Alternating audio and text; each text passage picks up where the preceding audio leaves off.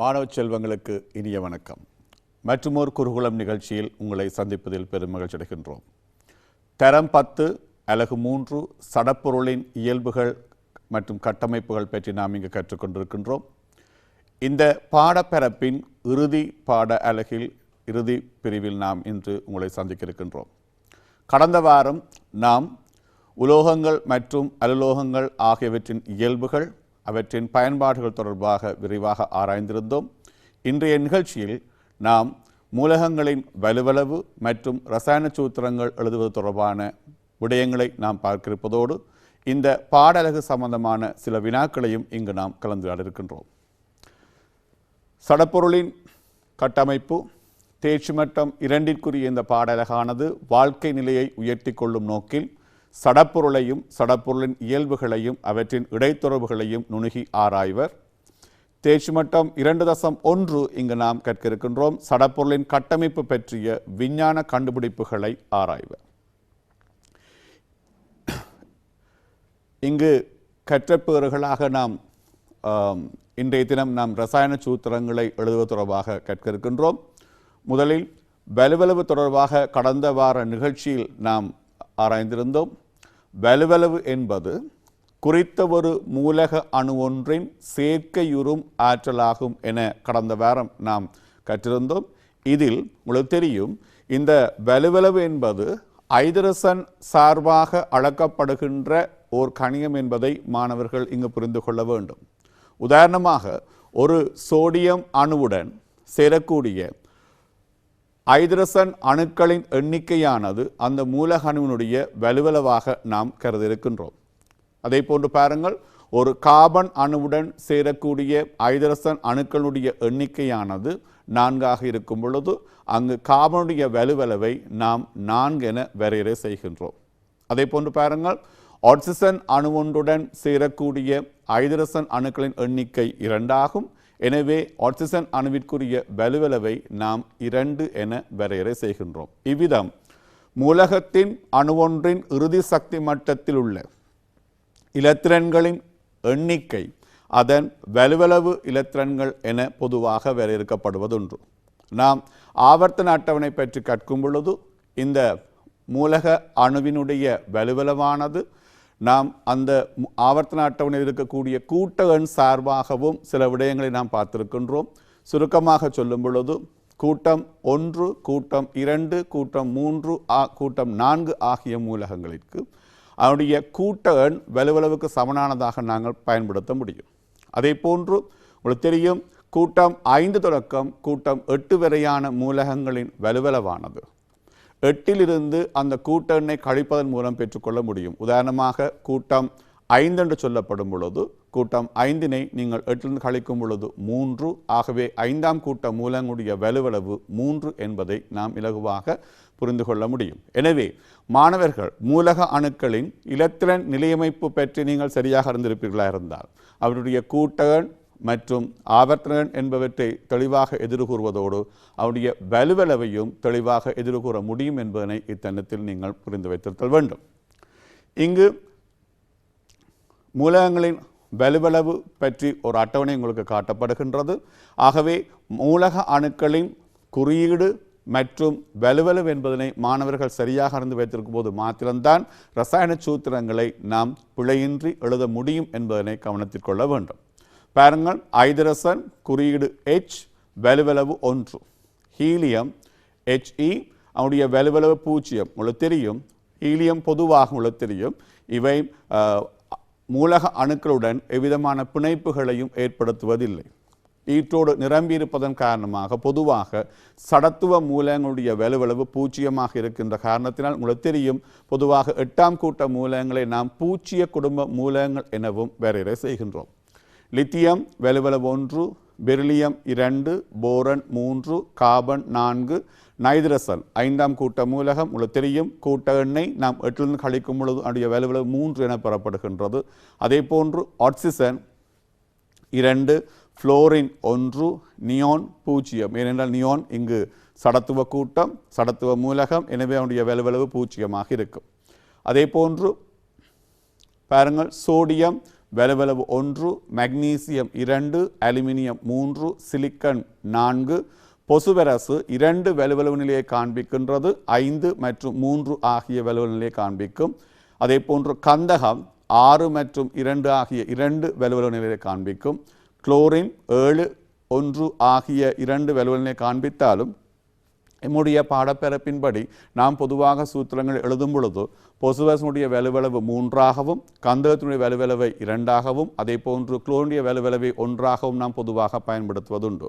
ஆகன் சடத்துவ மூலகம், எனவே அவனுடைய வலுவளவு 0 இருக்கும். பொட்டாசியம் வலுவளவு 1, அதே போன்று கால்சியம் இறுதியோட்டில் 2 இலத்திரங்கள் காணப்படுகின்றது.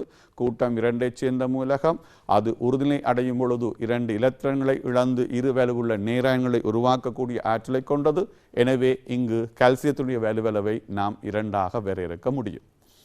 இதே போன்று இந்த ரசாயன சூத்திரங்கள் எழுதப்படும் பொழுது மூலிகங்கள் தொடர்பாகவும் மாணவர்கள் அறிந்து வைத்திருத்தல் வேண்டும். இங்கு மூலிகம் என்று சொல்லப்படும் பொழுது உங்களுக்கு தெரியும், பல் அணு அயன்கள் பாருங்கள். இங்கு அமோனியம் என்ற மூலிகத்தை நாம் கருதும் பொழுது இங்கு நைட்ரசன் அணுக்களும் ஐதரசன் அணுக்களும் இணைந்து அது ஒரு ஏற்றமுடையதாக மாறுகின்ற பொழுது அதனை நாம் மூலிகம் என வரையறை செய்கின்றோம். ஆகவே ஏற்றமுடைய அணுக்களின் கூட்டம் இங்கு மூலிகங்கள் என வரையறை செய்யப்படுகின்றது. எனவே இங்கு ரசாயன சூத்திரங்களை எழுதப்படும் பொழுது நாம் பல்வேறு மூலிகங்களையும் அவற்றின் குறியீடுகளையும் அவற்றின் ஏற்றங்களையும் நாம் மேனேஜ் செய்து வைத்திருத்தல் மிகவும் கட்டாயமானதாக இருக்கும். இவற்றை சரியான முறையில் நாம் மேனேஜ் செய்து வைத்திருக்கப்படும் பொழுது மாத்திரம்தான் இந்த ரசாயன சூத்திரங்களை நாம் பிழையின்றி எழுத முடியும். பாருங்கள், இங்கு சில மூலகங்கள் உங்களுக்கு மூலிகங்கள் தரப்பட்டிருக்கின்றன. முதலாவது மூலிகம் அமோனியம் NH4+ ஒரு வலுவுள்ள நீரேற்றத்தை கொண்டது, வலுவளவு 1. அதே போன்று ஹைட்ரோனியம் என்று சொல்லக்கூடிய அயன் H3O+ மூலிகம் வலுவளவு 1. மெதைல் என்று சொல்லக்கூடிய CH3 வலுவளவு 1. எதைல் C2H5 வலுவளவு 1. அதே போன்று நைட்ரேற்று NO3- இதனுடைய வலுவளவு 1. அதே போன்று பாருங்கள், ஐதரசன் கார்பனேற்று அல்லது பொதுவாக இது இரு கார்பனேற்று என சொல்லப்படுவதுண்டு, HCO3- இதனுடைய வலுவளவு 1. அதே போன்று ஐதராக்சைடு OH- என சொல்லப்படுவதுண்டு, இதனுடைய வலுவளவு 1. பெரமங்கனேற்று MnO4- இதனுடைய வலுவளவு 1. சில சந்தர்ப்பங்களில் மேங்கனேற்று என கூறப்படுகின்ற ஒரு மூலிகமும் கேட்கப்படுவதுண்டு, அது MnO4 என கொடுக்கப்படும். அங்கு MnO4 அங்கு காணப்படக்கூடிய ஆக்கக்கூற்று மூலங்களாக இருக்கின்ற சந்தர்ப்பத்தில் அவருடைய ஏற்றம் இரு வலுவுள்ள மறையன்களாக இருக்கும். அதே போன்று ஐதரசன் சல்வேற்று அல்லது இரு சல்வேற்று என பொதுவாக கூறப்படுவதுண்டு, HSO4- உடைய வலுவளவு 1. இன்னும் சில மூலிகங்களை பாருங்கள். குரோமேற்று CrO4 வலுவளவு 2. அதே போன்று இரு குரோமேற்று Cr2O7 என்னுடைய வலுவளவு 2. அதே போன்று சல்வேற்று SO4 என்னுடைய வலுவளவு 2. கார்பனேற்று CO3 என்னுடைய வலுவளவு 2. அதே போன்று பொசுவேற்று PO4 இதனுடைய வலுவளவு 3. எனவே மாணவர்கள் இந்த மூலிகங்களுக்குரிய குறியீடுகள் மற்றும் அவை கொண்டுள்ள ஏற்றங்கள் மற்றும் அவை கொண்டுள்ள வலுவளவுகளை சரியாக நீங்கள் தெரிந்து வைத்திருத்தல் வேண்டும். அதே போன்று 20 மூலகங்களுக்குரிய குறியீடும் அவற்றுடைய அணுவண்ணும் எவ்விதம் நீங்கள் அறிந்து வைத்திருக்கின்றீர்களோ அதே போன்று அவற்றிற்குரிய வலுவளவுகளையும் நீங்கள் அறிந்து வைத்திருத்தல் வேண்டும். இவற்றை சரியான முறையில் நீங்கள் அறிந்து வைத்திருப்பதன் மூலம் மாத்திரமே ரசாயன சூத்திரங்களுக்குரிய ரசாயன சேர்வைகளுக்குரிய ரசாயன சூத்திரங்களை நாம் பிழையின்றி எழுதக்கூடியதாக இருக்கும்.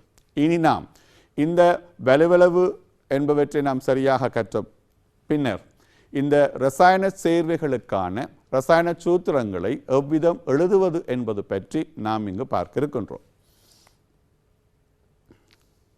பாருங்கள், முதலாவது உதாரணமாக உங்களுக்கு திரையில் காட்டப்பட்டிருப்பது பொட்டாசியம் குளோரைடு. இங்கு இந்த பொட்டாசியம் குளோரைடு எனப்படுகின்ற சேர்வையை 2 மூலகங்கள் ஆக்கியிருக்கின்றன, பொட்டாசியம் மற்றும் குளோரைடு. எனவே மாணவர்கள் முதலில் பொட்டாசியத்திற்குரிய குறியீட்டினையும் அதன் வலுவளவையும் அதே போன்று குளோரைட்டிற்குரிய குறியீட்டினையும் அதாவது குளோரின் மூலகத்திற்குரிய குறியீட்டினையும் அதற்குரிய வலுவளவையும் சரியாக குறிப்பிடல் வேண்டும். பாருங்கள், பொட்டாசியம் அவருடைய வலுவளவு 1, அந்த வலுவளவை நாம் மேலே குறிப்பிட்டிருக்கின்றோம். அதே போன்று குளோரைட்டு இதனுடைய வலுவளவு குளோரின், உங்களுக்கு தெரியும் குளோரின் அயனாக மாறும் பொழுது குளோரைட்டு என அழைக்கப்படுகின்றது. இங்கு குளோரினுடைய வலுவளவு 1. அடுத்ததாக இந்த சேர்வை பொறுத்தமட்டில் உங்களுக்கு தெரியும் இரண்டினதும் வலுவளவுகள் சமனாக காணப்படுகின்றன. பொட்டாசியத்துடைய வலுவளவும் 1ஆக இருக்கின்றது, அதே போன்று குளோரினுடைய வலுவளவும் 1ஆக இருக்கின்றது.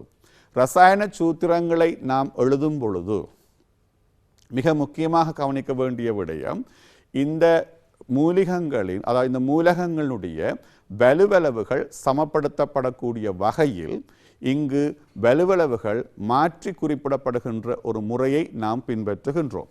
அதன்படி பாருங்கள், இங்கு பொட்டாசியத்திற்குரிய வலுவளவு 1 நாம் குளோரினுக்கும் அதே போன்று குளோரினுடைய வலுவளவு பெருமானத்தை பொட்டாசியத்துக்குமாக நாம் குறிப்பிடுகின்றோம். அந்த வகையில் பாருங்கள், இங்கு பொட்டாசியம் குளோரைட்டானது K1Cl1 என குறிப்பிடப்பட்டிருந்த போதும் இங்கு 1:1 என்ற விகிதத்தில் காணப்படுகின்றது. அதே போன்று அந்த 1 என்ற பெருமானத்தை பொதுவாக நாம் இரசாயன சூத்திரங்கள் எழுதப்படும் பொழுது குறிப்பிடுவதில்லை. எனவே பொட்டாசியம் குளோரைட்டுக்குரிய இரசாயன சூத்திரமாக நாம் KCl என குறித்து காட்டுகின்றோம். ஆகவே மிகவும் அவதானமாக கவனியுங்கள். பொட்டாசியம் குளோரைட்டு முதலில் நாம் பொட்டாசியத்திற்குரிய இரசாயன குறியீட்டையும் அதே போன்று குளோரைட்டுக்குரிய குறியீட்டினையும் சரியாக எழுதி அதன் வலுவளவுகளை நாம் சரியாக குறிப்பிட வேண்டும். அடுத்ததாக அந்த வலுவளவுகள் இங்கு சமப்படுத்தக்கூடிய வகையில் உங்களுக்கு தெரிய வேண்டும். பொட்டாசியத்தினுடைய வலுவளவை நாம் குளோரினுக்குமாக அதே போன்று குளோரினுடைய வலுவளவை பொட்டாசியத்துக்குமாக நாம் மாற்றி குறிப்பிடுகின்றோம். இங்கு பொட்டாசியமும் குளோரினும் ஒரு பொட்டாசியம் அணுவுடன் சேரக்கூடிய குளோரின் அணுவுடைய எண்ணிக்கை 1ஆக காணப்படுகின்றது. ஆகவே அங்கு குறிப்பிடப்பட்டதன்படி ஒரு பொட்டாசியமும் ஒரு குளோரினும் சேர்ந்து பொட்டாசியம் குளோரைட் என்ற சேர்வை உருவாக்கி இருக்கின்றது. ஆகவே இதற்குரிய ரசாயன சூத்திரத்தை நாம் எழுதும் பொழுது அந்த 1 என்ற பெருமானத்தை நாம் குறித்து காட்டுவதில்லை. எனவே பொட்டாசியம் குளோரைட்டுக்குரிய ரசாயன சூத்திரம் KCl என எழுதப்படும் என்பதை மாணவர்கள் அறிந்து வைத்திருத்தல் வேண்டும். மற்றும் ஒரு உதாரணத்திற்கு செல்வோம். பாருங்கள், அலுமினியம் ஆக்சைடு. இப்பொழுது மாணவர்கள் யூகித்திருக்கக்கூடும் இதற்குரிய ரசாயன சேர்விற்குரிய சூத்திரத்தை நாம் எவ்விதம் எழுதுவது. முதலில் நாம் செய்ய வேண்டியது அலுமினியத்திற்குரிய குறியீட்டினை அதன் வலுவளவுடனும் அதே போன்று ஆக்சிஜனுக்குரிய குறியீட்டினை அதன் உரிய வலுவளவுடனும் எழுத வேண்டும். பாருங்கள், அலுமினியம் Al குறியீடு அவருடைய வலுவளவு 3, அதே போன்று ஆக்சிஜன் O அதற்குரிய குறியீடு வலுவளவு 2. ஆகவே இங்கு 2 மூலகங்களும் வேறுபட்ட வலுவளவு நிலையை காண்பிக்கின்றன. ஆகவே மாணவர்கள் அடுத்ததாக நாம் செய்ய வேண்டிய விடயம் இந்த அலுமினியத்துக்குரிய 3 வலுவளவை நாம் ஆக்சிஜனுக்கும் அதே போன்று ஆக்சிஜனுடைய 2 என்ற வலுவளவை அலுமினியத்துக்குமாக குறித்து காட்ட வேண்டும்.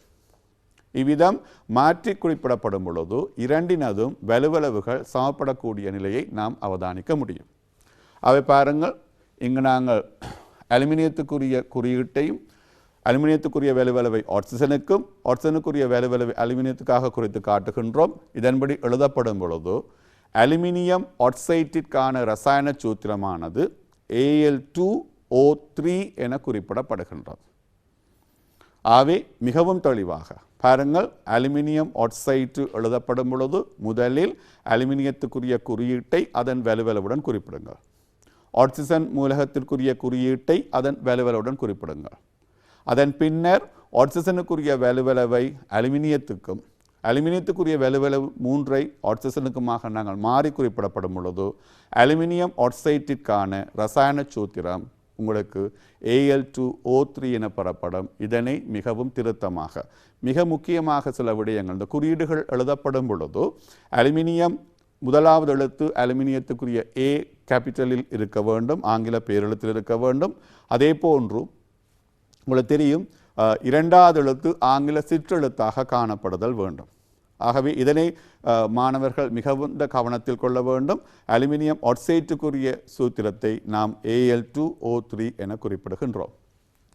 மற்றொரு உதாரணத்தை பார்ப்போம். Calcium nitrate. Calcium nitrate. ஆகவே மாணவர்கள் இப்பொழுது கூற முடியும் கால்சியத்திற்கான குறியீடு உங்களுக்கு தெரியும் Ca, அவருடைய வலுவளவு 2. அதே போன்று இங்கு நைட்ரேட்டு எனப்படுகின்ற மூலிகத்தை நாம் இங்கு காட்டுகின்றோம். நைட்ரேட் எனப்படுகின்ற மூலிகம் உங்களுக்கு தெரியும் NO3, அதனுடைய வலுவளவு 1. அந்த மூலிகமானது மறை ஏற்றமுடைய ஓர் அயனாக கருதப்படுகின்றது. இங்கு நாம் எழுதப்படும் பொழுது மிகுந்த கவனத்துடன் கவனியுங்கள். இங்கு நைட்ரேட்டுக்குரிய வலுவளவை நாம் கால்சியத்திற்கும், அதே போன்று கால்சியத்தினுடைய வலுவளவை நாம் நைட்ரேட்டுக்குமாக குறிப்பிட வேண்டும். இங்கு நைட்ரேட்டுடைய வலுவளவு 1 கால்சியத்துக்குரியதாக இருக்கும். இதே போன்று கால்சியத்துடைய வலுவளவு 2 நைட்ரேட்டுக்கு குறிப்பிடப்படும் பொழுது இங்கு மாணவர்கள் ஒரு பிரச்சனையை எதிர்கொள்கின்றார்கள். இந்த நைட்ரேட்டுக்குரிய வலுவளவை நாம் குறிப்பிடும் பொழுது அந்த 2 கவனியுங்கள், இந்த கால்சியத்துடைய வலுவளவை நாம் இங்கு எழுதும் பொழுது அந்த 2 இந்த முழு மூலிகத்திற்கும் பொதுவானதாக இருக்க வேண்டும். எனவே இங்கு நாம் நைட்ரேட்டை அடைப்புக்குறியொன்றிலிட்டு இந்த 2 அந்த அடைப்புக்குறிக்கு வெளியில் எழுத வேண்டும். மிக கவனமாக இருங்கள். இங்கு அந்த கால்சியத்துடைய வலுவளவு 2 நாம் நைட்ரேட்டுக்கு எழுதப்படும் பொழுது அது ஆக்சிஜனுக்கு மாத்திரம் பொதுவானதல்ல. இது அந்த நைட்ரேட் என்று சொல்லப்படுகின்ற மூலிகத்திற்கு பொதுவானது. எனவே நைட்ரேட்டானது அடைப்புக்குறிக்குள் எழுதப்பட்டு அதற்கு வெளியில் அந்த வலுவளவை குறிப்பிடக்கூடிய முறையை மாணவர்கள் கவனமாக பின்பற்ற வேண்டும். ஆகவே பாருங்கள், இவ்விதம் Ca1 NO3 முழுவதும் அடைப்புக்குறியிடப்பட்டு 2 எழுதப்பட்டிருக்கின்றது. பொதுவாக ரசாயன சூத்திரங்களை நாம் எழுதும் பொழுது இந்த 1 என்ற பெருமானத்தை நாம் எழுதி காட்டுவதில்லை. எனவே கால்சியம் நைட்ரேட்டுக்குரிய வலுவளவானது CaNO3 ட்வைஸ் என நாம் சொல்வதுண்டு. பாருங்கள், கால்சியத்துக்குரிய வலுவளவு 2, நைட்ரேட் எனும் மூலிகத்திற்குரிய குறியீடு NO3, அதனுடைய ஏற்றம் மைனஸ், ஒரு வலுவுள்ள மறையேற்றமுடையது. இங்கு வலுவளவை நாம் மாற்றி குறிப்பிடும் பொழுது கால்சியம் நைட்ரேட் ஆனது CaNO3 ட்வைஸ் என எழுதப்படும். மற்றும் ஒரு உதாரணத்தை பார்ப்போம். அமோனியம் சல்வேட். இந்த மூலிகத்துக்குரிய இந்த ரசாயன சேர்வைக்குரிய குறியீட்டை நாம் எழுதும் பொழுது இங்கு கவனிக்க வேண்டிய விடயம், இங்கு தரப்பட்ட நேர் மற்றும் மறை அயன்கள் 2. பாருங்கள், அமோனியம் இது ஓர் நேரேற்றமுடைய மூலிகமாகவும், அதே போன்று சல்வேட் என்று சொல்லப்படுவது மறை ஏற்றத்தை கொண்ட, இருவலுவுள்ள மறை ஏற்றத்தை கொண்ட ஒரு மூலிகமாகவும் காணப்படுகின்றது.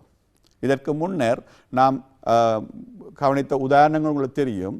2 மூலகங்களுக்கு இடையில் சேர்வைகள் தோன்றக்கூடிய விதத்தை நாம் பார்த்தோம். ஒரு மூலகமும் ஒரு சேர்வையும், ஒரு மூலகமும் ஒரு மூலிகமும் இணைந்து ஒரு சேர்வை உருவாக்குகின்ற சந்தர்ப்பத்திற்குரிய குறியீட்டை எழுதுவது தொடர்பாக பார்த்தோம். தற்பொழுது நாம் இங்கு எழுதப்படக்கூடிய சூத்திரமானது 2 மூலிகங்களுக்கு இடையில் சேர்வைகள் ஒன்று தோன்றும் பொழுது அவற்றுக்குரிய குறியீட்டை எவ்விதம் எழுதுவது என்பது பற்றி நாம் பார்க்க இருக்கின்றோம். பாருங்கள், அமோனியத்திற்குரிய குறியீட்டினையும் அதன் வலுவளவையும் முறையாக குறிப்பிட வேண்டும்.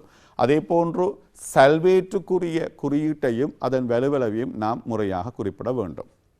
அடுத்ததாக இங்கு அமோனியத்திற்குரிய வலுவளவை நாம் சல்வேட்டுக்கும், அதே போன்று சல்வேட்டு மூலிகத்திற்குரிய வலுவளவு 2 நாம் அமோனியத்திற்கும் இடுதல் வேண்டும்.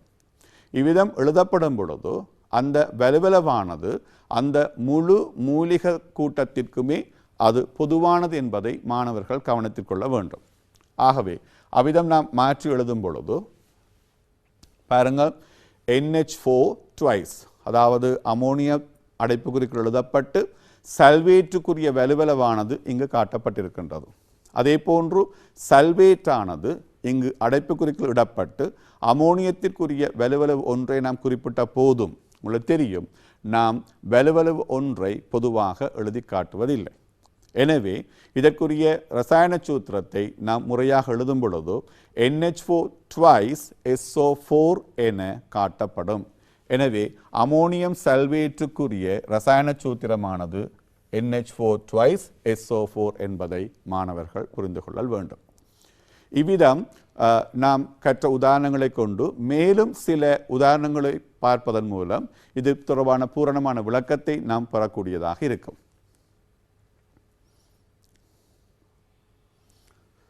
சோடியம் இருகார்பனேற்று. சோடியம் இருகார்பனேற்று, இங்கு சோடியம் என்ற மூலகமும் இரு கார்பனேற்று என்று சொல்லக்கூடிய மூலிகமும் இணைந்து இந்த சேர்வையை உருவாக்குகின்றது.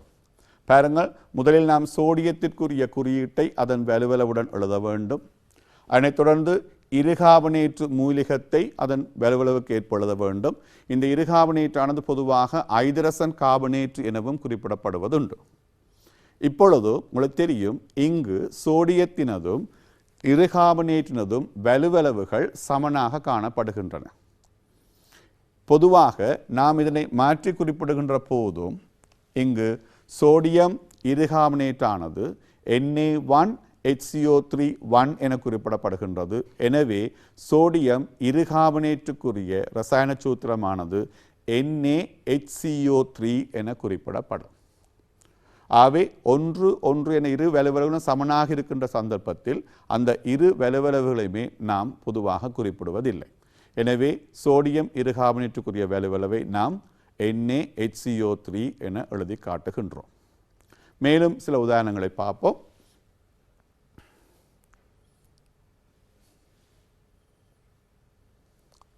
பின்வரும் ரசாயன சேர்வைகளுக்கான மூலக்கூற்று சூத்திரங்களை எழுதுக. பாருங்கள், முதலில் சோடியம் ஆக்சைடு.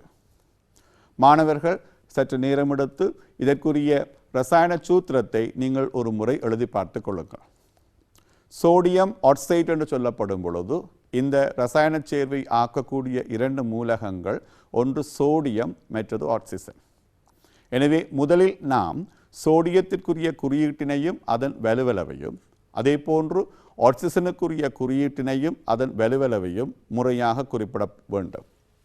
பாருங்கள், முதலில் நாம் இரண்டிற்கும் உரிய வலுவளவுகளை குறிப்பிடுகின்றோம். அவ்விதம் குறிப்பிட்ட பின்னர் உங்களுக்கு தெரியும் சோடியத்தினுடைய வலுவளவை நாம் ஆக்சிஜனுக்கும், அதே போன்று ஆக்சிஜனுடைய வலுவளவை சோடியத்திற்கும் மாற்றி குறிப்பிடும் பொழுது சோடியம் ஆக்சைடு Na2O என்ற ஒரு ரசாயன சூத்திரத்தை காட்டக்கூடியதாக இருக்கும்.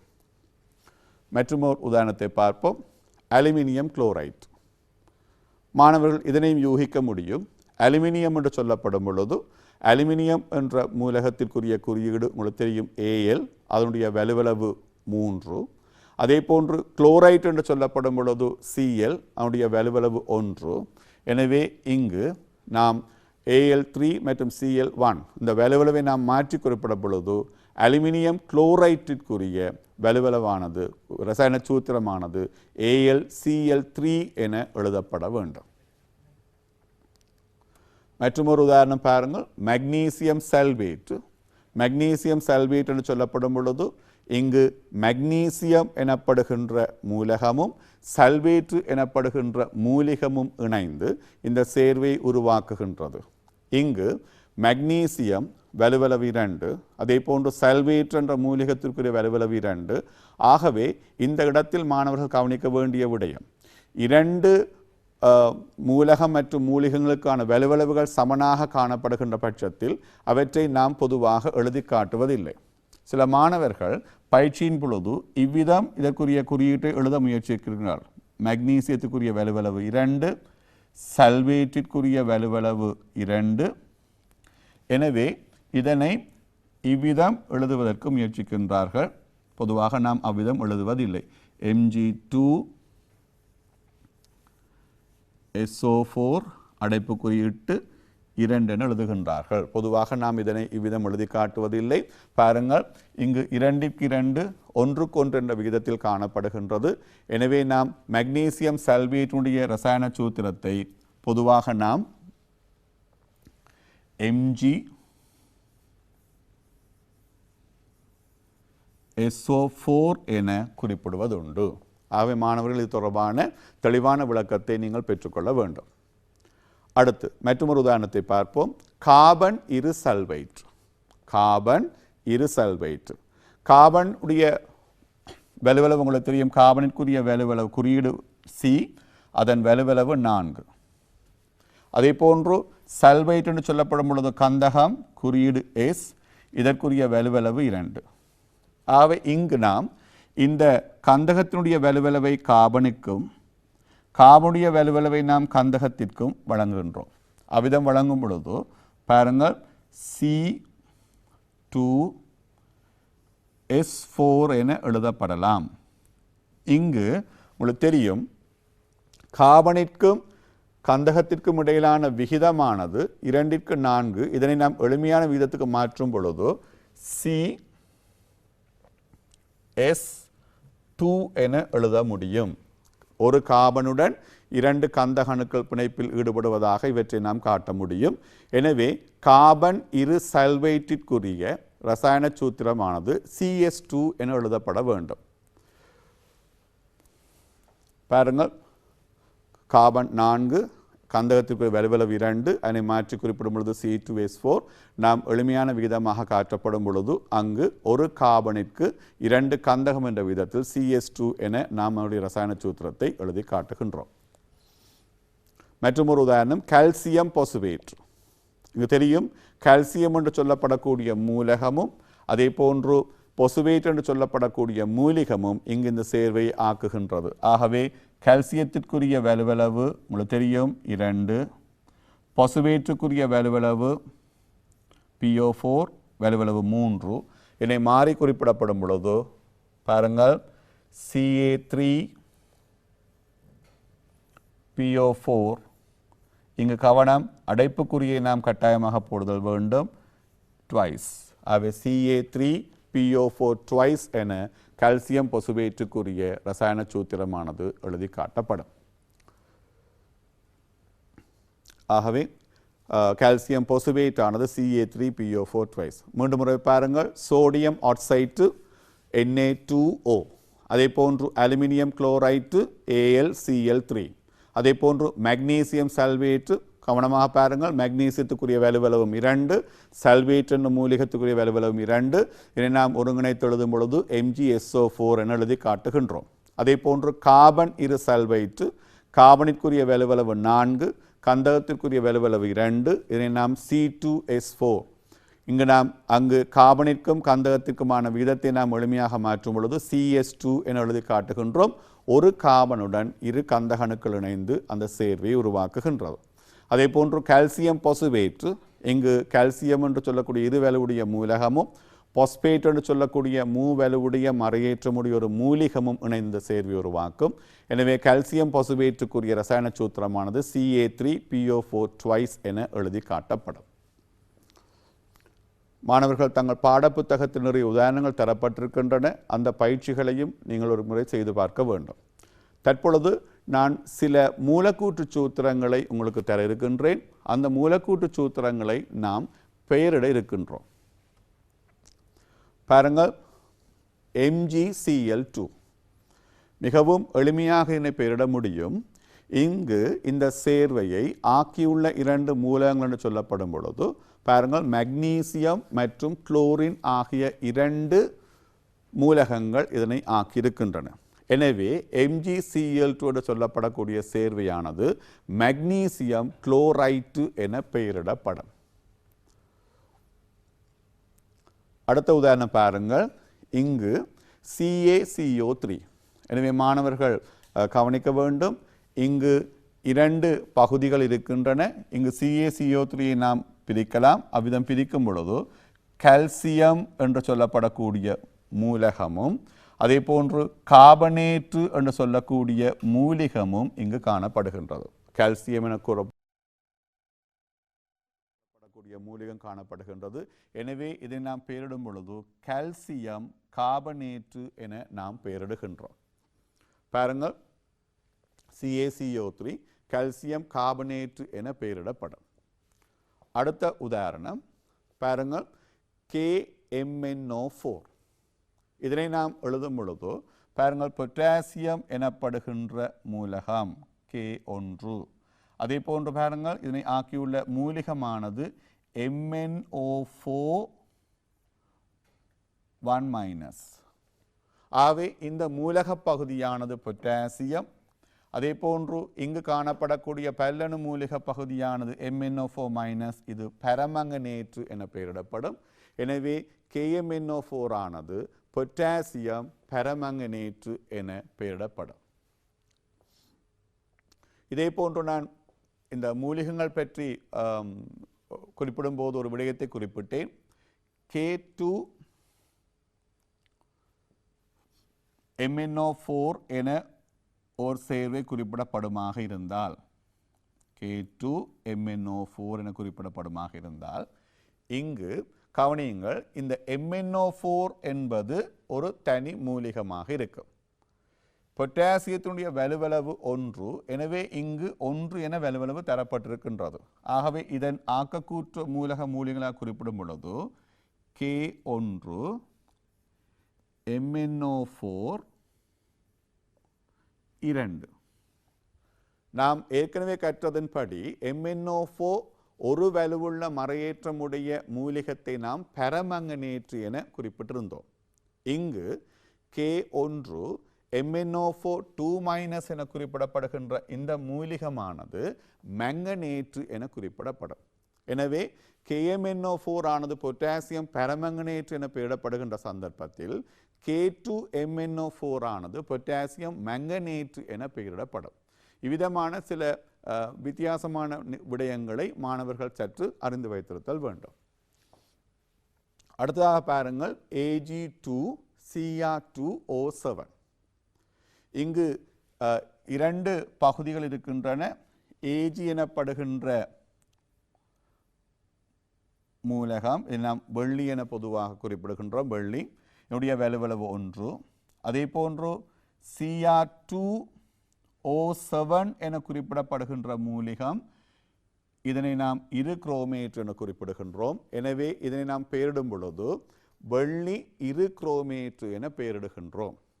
ஆகவே இந்த சந்தர்ப்பத்திலும் மாணவர்கள் மற்றொரு உதாரணம் தொடர்பான பிரச்சனைகள் எதிர்கொள்வார்கள். இதே போன்று CrO4, எனக்கு கவனியுங்கள், CrO4 2- என மூலிகம் தரப்படுகின்றது. இங்கு CrO4 2- என காட்டப்படுகின்ற இந்த மூலிகமானது குரோமேற்று என பெயரிடப்படும். எனவே குரோமேற்றுக்குரிய இரு குரோமேற்றுக்குரிய அந்த வித்தியாசத்தை நீங்கள் புரிந்து வைத்திருங்கள். Cr2O7 2- என சொல்லப்படும் பொழுது அது இரு குரோமேட்டாகவும், CrO4- என குறிப்பிடப்படும் பொழுது 2- என குறிப்பிடப்படும் பொழுது அதனை நாங்கள் குரோமேற்று எனவும் குறிப்பிடுகின்றோம். எனவே இங்கு வெள்ளி இரு குரோமேற்று காட்டப்பட்டிருக்கின்றது. அடுத்த உதாரணமாக பாருங்கள், H2SO4. இங்கு ஐதரசன் என்ற மூலகமும் அதே போன்று சல்வேட் என்ற மூலகமும் இணைந்து காணப்படுகின்றது. பொதுவாக இதனை நாம், உங்களுக்கு தெரியும், ஐதரசன் சல்வேட் என குறிப்பிடுகின்ற அதே சந்தர்ப்பத்தில் மாணவர்கள் எதிர்வாக அறிந்திருப்பீர்கள், இதை நாம் சல்பூரிக் அமிலம் எனவும் குறிப்பிடுவதுண்டு.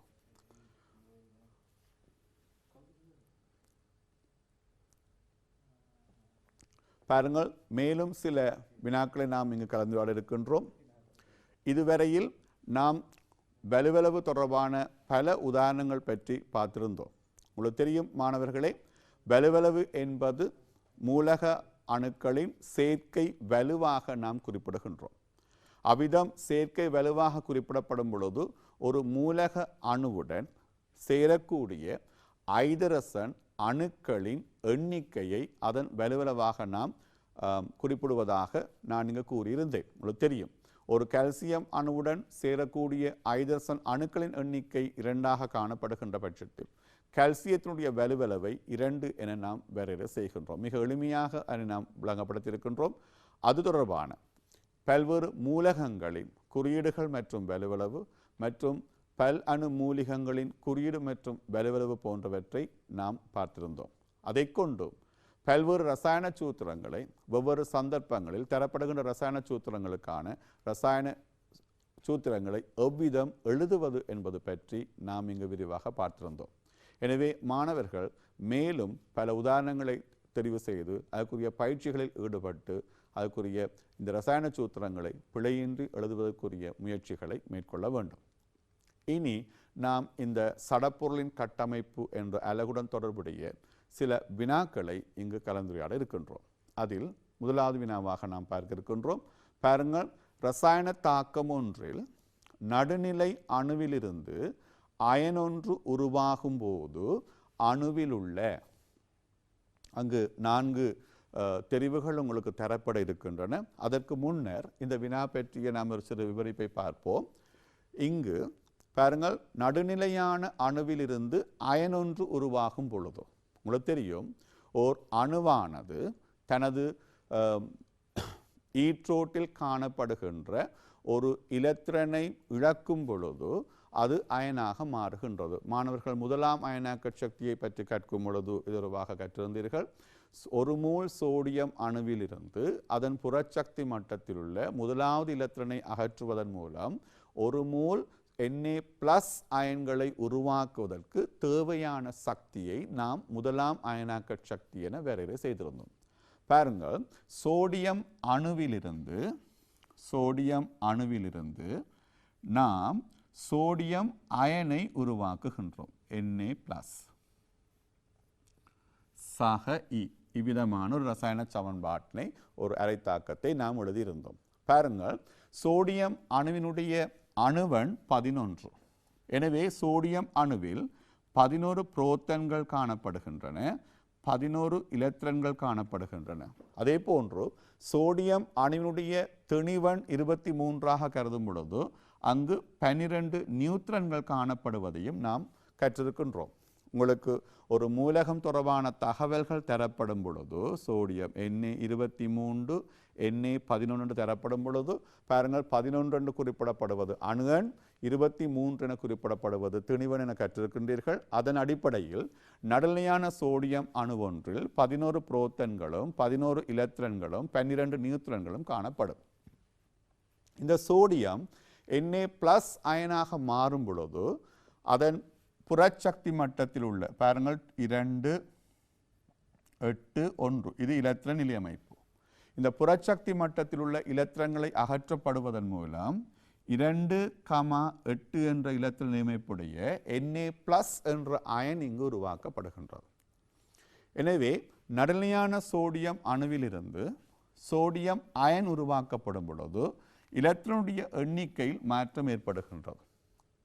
இங்கு 11 எலக்ட்ரான்கள் காணப்பட்ட சந்தர்ப்பத்தில் இங்கு காணப்படுகின்ற எலக்ட்ரான்கள் 10 எலக்ட்ரான்களாக இருக்கும்.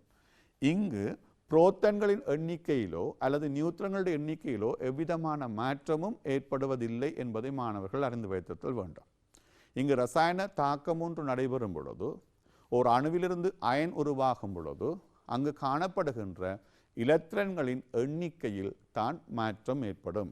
எனவே சோடியம் அயனிலும் 11 புரோட்டான்கள், 10 எலக்ட்ரான்கள், 12 நியூட்ரன்கள் காணப்படும். ஆகவே இங்கு எலக்ட்ரான்களுடைய எண்ணிக்கையில் மாத்திரம் மாற்றம் ஏற்படுவதை நாம் அவதானிக்கக்கூடியதாக இருக்கும். எனவே எந்த ஒரு ரசாயன தாக்கத்தின் போதும் ஒரு அணுவானது அயனாக மாற்றம் அடையும் பொழுது அதனுடைய எலக்ட்ரான் எண்ணிக்கையில் மாற்றம் ஏற்படும், ஏனைய துணிக்கைகளில் மாற்றம் ஏற்படுவதில்லை என்பதை மாணவர்கள் கவனித்துக் கொள்ள வேண்டும். இனி நாம் வினாவிற்கு செல்வோம். பாருங்கள், ரசாயன தாக்கம் ஒன்றில் நடுநிலை அணுவிலிருந்து அயனொன்று உருவாகும் போது அணுவில் உள்ள புரோட்டான்களின் எண்ணிக்கை மாறும். முதலாவது தெரிவு எலக்ட்ரான்களின் எண்ணிக்கை மாறும். மூன்றாவது தெரிவு நியூட்ரன்களின் எண்ணிக்கை மாறும். தெரிவு 4 புரோட்டான் எலக்ட்ரான் எண்ணிக்கை மாறும். இந்த 4 தெரிவுகளில் மிக பொருத்தமான விடை எதுவாக இருக்கும் என மாணவர்கள் இப்பொழுது யூகித்திருப்பீர்கள். எலக்ட்ரான்களின் எண்ணிக்கை மாற்றமடையும். ஆகவே இந்த வினாவிற்குரிய விடையானது 2ஆக இருக்கும். நாம் அடுத்த வினாவிற்கு செல்வோம். பிறதிருப்பங்களை கொண்ட மூலகங்கள் மாத்திரம் அடங்கும் கூட்டத்தை தெரிவு செய்க. உங்களுக்கு தெரியும், பிறதிருப்பங்களை காட்டக்கூடிய மூலகம் அங்கு அவை ரசாயன அமைப்பில் மாற்றத்தை காட்டுவதில்லை, எனினும் அவருடைய பௌதிக இயல்புகளில் மாற்றங்களை எம்மால் அவதானிக்கக்கூடியதாக இருக்கும். அவ்விதம் பிறதிருப்பங்களை மாத்திரம் கொண்ட பாருங்கள், carbon, oxygen, nitrogen, carbon oxygen கந்தகம், sodium silicon chlorine, magnesium carbon கந்தகம்.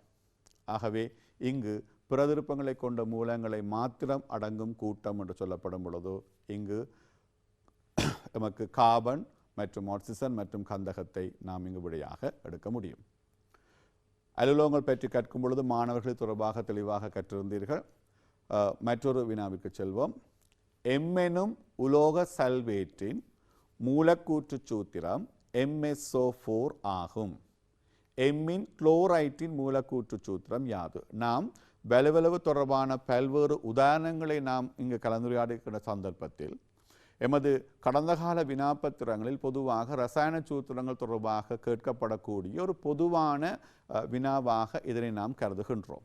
பாருங்கள், இங்கு எனும் உலோக சல்வேட்டின் மூலக்கூற்று சூத்திரம் MsO4. எனவே நாம் இங்கு MsO4 என்ற அந்த ரசாயன சூத்திரத்தில் இருந்து எம்மினுடைய வலுவளவை நாம் துணிய வேண்டும். மாணவர்களுக்கு தெரியும், சல்வேட்டானது இரு வலுவளவுடைய ஒரு மூலிகமாக இருக்கும். ஆகவே இங்கு M1 சல்வேற்றும் ஒன்றாக நாம் கருதுகின்றோம். ஏனென்றால் இந்த இடத்தில் ஒன்றும் குறிப்பிடப்படாத சந்தர்ப்பத்தில் இவை ஒன்றுக்கு ஒன்று என்ற விகிதத்தில் காணப்படக்கூடியதாக இருக்கும். ஆனால் எங்களுக்கு தெரியும், இங்கு சல்வேட்டுடைய வலுவளவானது 2. எனவே இங்கு 2 எழுதப்பட்டிருத்தல் வேண்டும். அதே போன்று இங்கும் 2 எழுதப்பட்டிருந்தால் மாத்திரமே எமக்கு இது ஒன்றுக்கு ஒன்று என்ற விகிதத்தில் காணப்பட்டிருக்க முடியும். எனவே சல்வேட்டுடைய வலுவளவு 2 இருக்கின்ற பட்சத்தில் எம்முடைய வலுவளவும் 2 இருக்கின்ற சந்தர்ப்பத்தில் மாத்திரமே எமக்கு அந்த ரசாயன சூத்திரம் MsO4 என எழுதப்பட முடியும். பாருங்கள், எனவே இந்த தரவின்படி நாம் எம்முடைய வலுவளவை 2 என கருதுகின்றோம். அதே போன்று இங்கு எம்மினுடைய குளோரைட்டினுடைய மூலக்கூட்டு சூத்திரத்தை கேட்கின்றார்கள். ஆகவே எம்முடைய குளோரைட் என்று சொல்லப்படும் பொழுது உங்களுக்கு தெரியும், குளோரைட் என்ற மூலகத்தினுடைய வலுவளவு 1. ஆகவே இங்கு எம்முடைய குளோரைட்டுக்குரிய ரசாயன சூத்திரமானது இந்த 2ஐ நாம் இவ்விடத்திலும் இந்த 1ஐ நாம் இங்கும் எழுத வேண்டும். அவ்விதம் எழுதும் பொழுது உங்களுக்கு தெரியும், எம்முடைய குளோரைட்டுடைய ரசாயன சூத்திரம் MCl2 ஆக எழுதப்படும். ஆகவே பாருங்கள் மாணவர்களே, எனும் உலோக சல்வேட்டின் மூலக்கூட்டு சூத்திரம் MsO4 என தரப்படும் பொழுது அங்கு சல்வேட்டுடைய வலுவளவை நீங்கள் அறிந்து வைத்திருத்தல் வேண்டும். அதன் அடிப்படையில் எம்முடைய வலுவளவு 2 என நாம் கண்டோம். இப்பொழுது அந்த எம்மினுடைய குளோரைட்டுக்குரிய மூலக்கூட்டு சூத்திரத்தை எழுதும்படி கேட்கின்றார்கள். எனவே இங்கு குளோரைட்டினுடைய குறியீட்டையும் அதன் வலுவளவையும் முறையாக நீங்கள் எழுதுவதன் மூலம் MCl2 என்ற அந்த ரசாயன சூத்திரத்தை இங்கு நாம் எழுதி காட்ட முடியும்.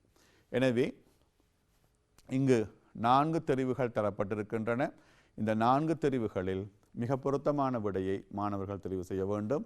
MCl2 என்பதே மிக பொருத்தமான விடையாக இருக்கும். 3வது விடை இந்த தெரிவாக இருக்கும். அடுத்ததாக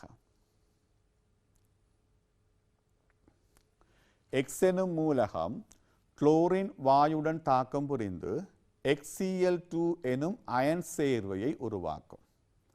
Xஇன் இலத்திரன் நிலையமைப்பாக இருக்கக்கூடியது. பாருங்கள், X எனும் மூலகம் குளோரின் வாயுடன் சேர்ந்து XCl2 எனும் அயன் சேர்வையை உருவாக்குகின்றது. இங்கு இந்த தரவிலிருந்து நாம் பெற்றுக்கொள்ளக்கூடியது Xனுடைய குளோரைட்டுடைய ரசாயன சூத்திரம் XCl2 என தரப்பட்டிருக்கின்றது.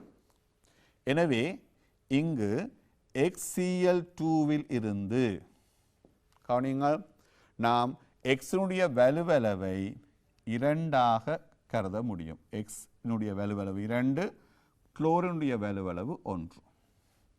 மற்றொரு முக்கிய விடயத்தை மாணவர்கள் கவனிக்க வேண்டும். இங்கு நாம் ரசாயன சூத்திரங்கள் எழுதப்படும் பொழுது முதலாவதாக எழுதப்படக்கூடியது மூலகமாகவும், அதாவது உலோகமாகவும், 2வதாக குறிப்பிடப்படுவது பொதுவாக அலுலோகமாகவும் இருக்கும். அதாவது முதலில் நாம் நேரயன்களையும் தொடர்ந்து மறையயன்களையும் குறிப்பிடுவது உண்டு. ஆகவே இங்கு X என்பது இரு வலுவுள்ள ஓர் உலோக மூலகமாக இருக்கும். ஆகவே எக்ஸ் என்பது இருவலுவுள்ள ஒரு உலோக மூலகமாக இருக்கும் பொழுது அதனுடைய இலத்திரன் நிலையமைப்பில் இறுதியோட்டில் 2 இலத்திரன்கள் காணப்படுவதை நாம் அறிந்து கொள்ளக்கூடியதாக இருக்கும். பாருங்கள், இதனுடைய வலுவளவு 2 என சொல்லப்படும் பொழுது கட்டாயமாக எக்ஸ் என்ற மூலகத்தினுடைய இறுதி ஓட்டில் 2 இலத்திரன்கள் காணப்படலாம். ஆகவே இலத்திரன் நிலையமைப்பை நாம் எதிர்வு கூறும் பொழுது அதன் இறுதியோட்டில் 2 இலத்திரன்களை காணப்படுவதை கொண்டு அவற்றை நாம் இனங்காணக்கூடியதாக இருக்கும். பாருங்கள், இங்கு தரப்பட்ட தெரிவுகள் 2,6, 2,8, 2,8,1, 2,8,2. ஆகவே இங்கு எக்ஸினுடைய மூலகத்தினுடைய இலத்திரன் நிலையமைப்பாக நாம் தெரிவு செய்யக்கூடியது 2,8,2 என்ற இலத்திரன் நிலையமைப்பாக இருக்கும். ஆகவே இந்த வினாவிற்குரிய பொருத்தமான விடையாக நாம் 4வது விடையை தெரிவு செய்கின்றோம். அடுத்த வினாவுக்கு செல்வோம். பின் வருணவற்றில் எது ஓர் ஈரியல்புள்ள ஆக்சைட்டாக இருக்கும்? உங்களுக்கு தெரியும், நாம் உலோகங்கள், அலுலோகங்கள் மற்றும் உலோக போலிகள் தொடர்பாக நாம் கற்றிருந்தோம்.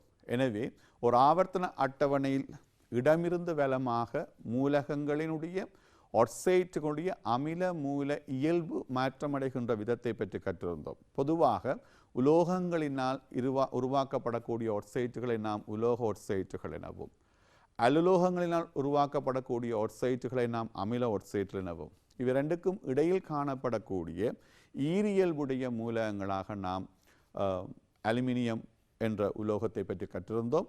அது உருவாக்கப்படக்கூடிய ஆக்சைட்டு பொதுவாக உங்களுக்கு தெரியும் ஈரியல்பு கொண்ட ஆக்சைட்டாக இருக்கும் என்பதை நீங்கள் கற்றிருக்கின்றீர்கள்.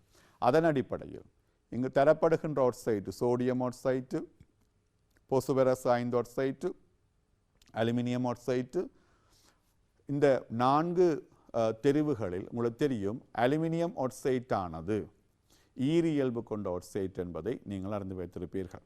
ஏனைய சோடியம் ஆக்சைட்டு உங்களுக்கு தெரியும் உலோக ஆக்சைட்டு, அதை நாம் மூல ஆக்சைட்டு என்று பொதுவாக கருதுவது உண்டு. இந்த மூல ஆக்சைட்டுகள் நீரில் கரையும் பொழுது உங்களுக்கு தெரியும் காரக்கரைசலை தரக்கூடியதாக இருக்கின்ற பட்சத்தில் சோடியம் ஆக்சைட்டை நாம் கார ஆக்சைட்டு எனவும் குறிப்பிடுவது உண்டு. அதே போன்று அலுலோகங்களுக்குரிய மூலங்களின் ஆக்சைட்டுகளாக நாம் கார்பனீர் ஆக்சைட்டாக இருக்கலாம், அதே போன்று கந்தகவீர் ஆக்சைட்டாக இருக்கலாம், அதே போன்று பொசுவரஸ் 5 ஆக்சைட்டாக இருக்கலாம். இவை நீரில் கரைந்து அமில ஆக்சைட்டுகளை தரக்கூடியவையாக இருக்கும். ஆகவே இந்த வினாவிற்குரிய விடையாக நாம் 3வது விடையை தெரிவு செய்கின்றோம். பின்வருவனவற்றுள் எது ஒரு தொற்று நீக்கியாக பயன்படும்? உங்களுக்கு தெரியும், நாம் அந்த உலோக மற்றும் அலுலோக மூலகங்களின் பயன்பாடுகள் தொடர்பாக இயல்புகள் மற்றும் பயன்பாடுகள் கற்கும் பொழுது அந்த அலுலோக மூலங்கள் பலவற்றுடைய பயன்பாடுகளை நாம் கற்றிருந்தோம்.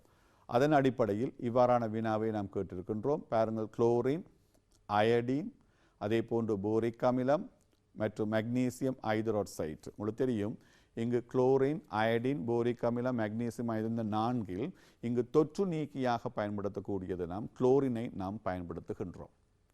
உங்களுக்கு தெரியும், நாம் இப்பொழுது இந்த கொரோனா தொற்று நீக்கல் ஆகிய சந்தர்ப்பங்களில் கூட அநேகமான சந்தர்ப்பங்களில் தொற்று நீக்குகளாக இந்த குளோரின் பயன்படுத்தப்படுவதை நாம் காணக்கூடியதாக இருக்கும். அடுத்த வினாவாக நாம் ஒரு குறித்த மூலகத்தின் 3 இயல்புகள் கீழே தரப்பட்டுள்ளன. பாருங்கள், பளிங்குகளாகவும் பளிங்குரு அற்றும் காணப்படுகின்றது. பளிங்குகளாகவும் பளிங்குரு அற்றும் காணப்படுகின்றது. நீரில் கரையாத அதேவேளை CS2 கரைப்பானில், அதாவது CS2 கரைப்பானில் கரையக்கூடியதாக இருக்கும். அதே போன்று வழியில் நீலச்சுவாலையுடன் எரிகின்றது. பாருங்கள், இங்கு 3 இயல்புகள் அந்த மூலகத்தின் இயல்புகளை காட்டக்கூடியதாக இருக்கின்றது. எனவே மாணவர்களே, வழியில் நீலச்சுவாலையுடன் எரியக்கூடிய அந்த மூலகமானது கந்தகம் என்பதை நாம் அறிந்து வைத்திருக்கின்றோம். அதே போன்று CS2 என்று சொல்லக்கூடிய கார்பன் இரு சல்ஃபைட் என்று சொல்லக்கூடிய சேன கரைப்பானில் மிகவும் நன்றாக கரையக்கூடியதாக இருக்கின்ற அதே சந்தர்ப்பத்தில் பளிங்குரு அற்ற வடிவத்திலும் இவை காணப்படுவது தொடர்பாக நீங்கள் கற்றிருக்கின்றீர்கள். ஆகவே இங்கு இந்த மூலகம் எதுவாக காணப்படும் என்று சொல்லும் பொழுது சோடியம், மெக்னீசியம், கார்பன், கந்தகம் என்பவற்றில் என்னுடைய தெரிவு கந்தகமாக இருக்கும்.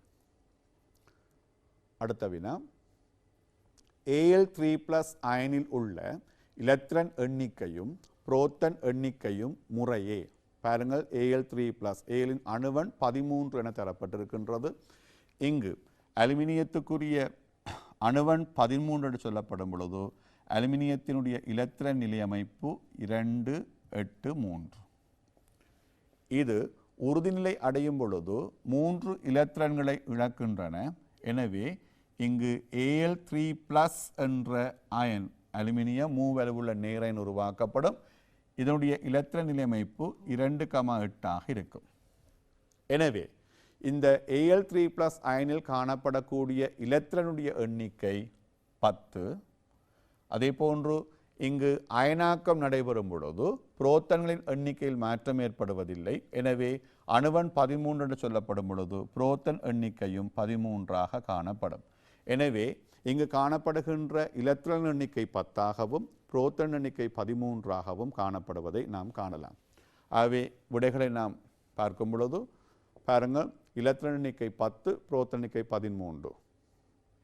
ஆகவே இதுக்குரிய விடையாக நாம் முதலாவது விடையை தெரிவு செய்கின்றோம். நல்லது மாணவர்களே, நாம் இன்றைய தினம் சடப்பொருளின் கட்டமைப்பு என்ற பாட அலகின் இறுதி பகுதியை நாம் கற்றிருக்கின்றோம். இன்றைய தினம் வலுவளவு தொடர்பாக அறிவை நாம் பெற்றிருப்பதோடு பல்வேறு உதாரணங்களின் மூலம் ரசாயன சேர்வை ஒன்றிற்கான ரசாயன சூத்திரங்களை எழுதக்கூடிய முறை பற்றி நாம் கற்றிருக்கின்றோம். அதே போன்று இந்த பாடப்பரப்புடன் தொடர்புடைய ஒரு சில வினாக்களை நாம் இங்கு கலந்து இருக்கின்றோம். மீண்டும் மற்றும் ஒரு நிகழ்ச்சியில் உங்களை சந்திக்கும் வரை உங்கள் அனைவருக்கும் நன்றி கூறி விடைபெறுகின்றேன். வணக்கம்.